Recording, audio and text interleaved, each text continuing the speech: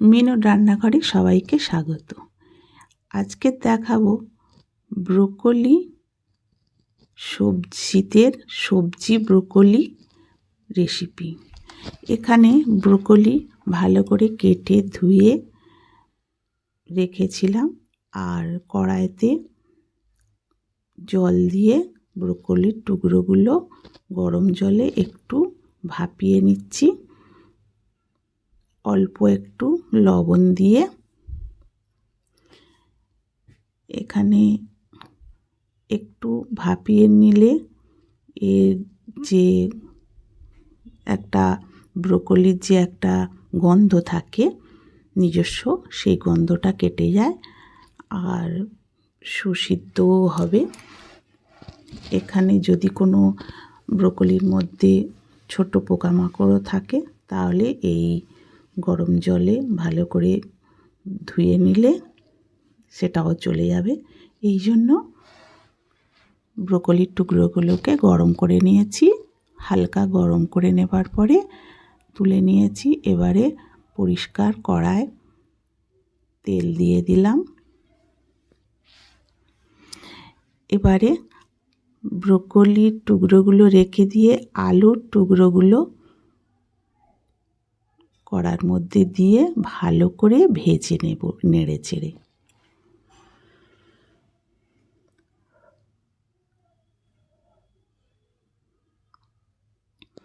সুন্দর করে লাল করে ভেজে নিয়েছি, যাতে আলুর ওপরের রসটা শুকিয়ে যায়।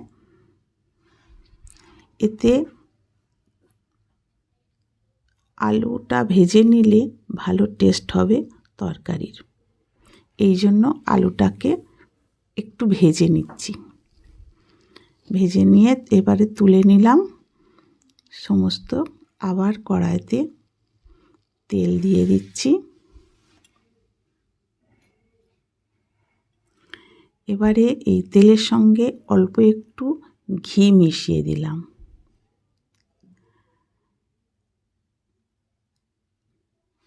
কারণ সমস্ত তরকারিটায় ঘি দিয়েও করা যায়। যারা বেশি ঘি পছন্দ করেন তারা তেলের বদলে ঘিও দিতে পারেন, কিন্তু খুব বেশি ঘি দিলে আবার অনেকে পছন্দ করবে না। সেই জন্য আমি তেলের সঙ্গে ঘি 1 চামচ মিশিয়ে দিয়ে ব্রোকলির টুকরোগুলোকে ভালো করে লাল করে ভেজে নিচ্ছি।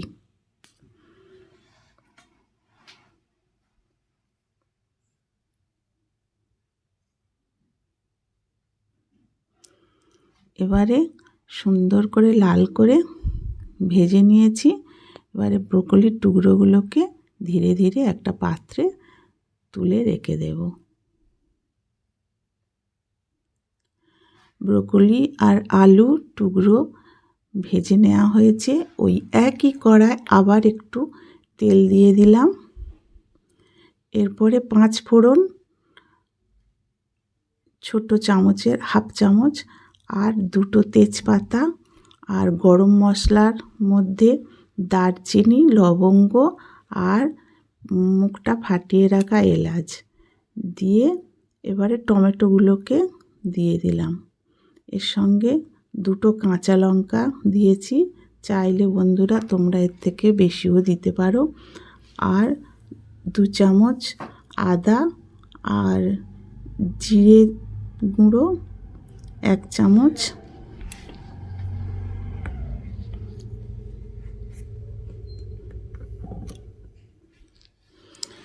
এই উপকরণগুলোকে ভালো করে তেলের মধ্যে নেড়েচেড়ে লাল করে ভেজে নিলাম। আর এইবারে কিন্তু মটরশুঁটিগুলো দিয়ে দিলাম। মটরশুঁটি যেহেতু এখন মটরশুঁটি বেশ শক্ত পেকে গেছে, ওই জন্য মটরশুঁটিটা ভেজে একটু নিয়ে নিলাম। আর এখানে কাশ্মীরি লঙ্কা গুঁড়ো 1 চামচের মতো দিয়ে দিলাম। তারপরে অল্প একটু জল দিয়ে এই উপকরণ কটি ভালো করে গ্রেভির মতো করে নিলাম। জল দিয়ে নেড়ে চেড়ে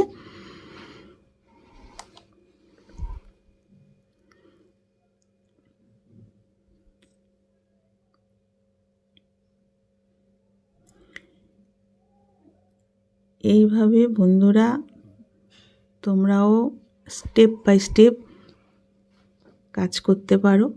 এবারে ভেজে রাখা ব্রোকলি আর আলুর টুকরোগুলোকে এই মশলার মধ্যে দিয়ে আবার একটু নেড়ে নিলাম, যাতে আলু আর ওই ব্রোকলির টুকরোগুলোর মধ্যে ভালো করে মশলা ঢুকে যায়, সেই জন্য ভালো করে নেড়ে চেড়ে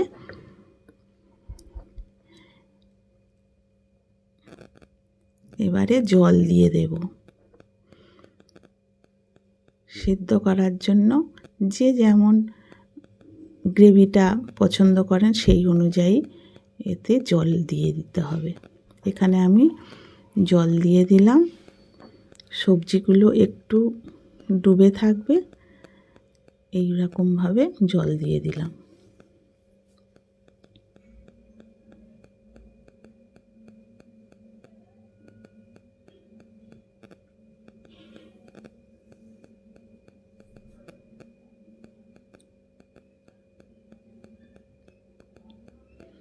ভালো করে নেড়ে চেড়ে দিয়ে এবারে একটু পরিমাণ মতো লবণ দিয়ে দিলাম, আর এর সঙ্গে স্বাদ মতো মিষ্টি, যে কোনো মিষ্টি, যেমন গুড়, বাতাসা, এখানে আমি চিনি দিয়ে দিলাম। বন্ধুরা যে কোনো মিষ্টি একটু দিলে তরকারির টেস্ট ভালো হয়। এবারে একটা ঢাকনা দিয়ে চাপা দিয়ে দিলাম। কিছুক্ষণ ফোটার পরে ঢাকনাটা খুলে দেখে নিচ্ছি আলুর টুকরোগুলো ঠিক মতো সেদ্ধ হয়েছে কিনা।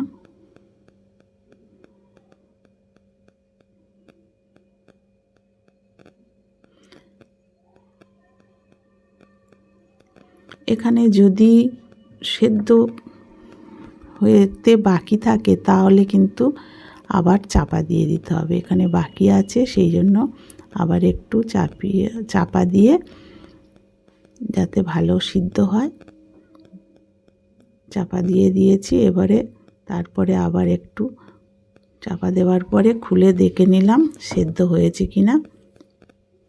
বেশ ভালোই সেদ্ধ হয়ে গেছে। এখানে ব্রোকলি রান্না হয়ে গেছে। গ্যাসের নবটা অফ করে দিলাম, দিয়ে এবারে কড়াই থেকে ধীরে ধীরে অন্য পাত্রে এটাকে তুলে নেব। ব্রোকলির রেসিপি কমপ্লিট। এবারে তুলে নিচ্ছি একটা পাত্রে।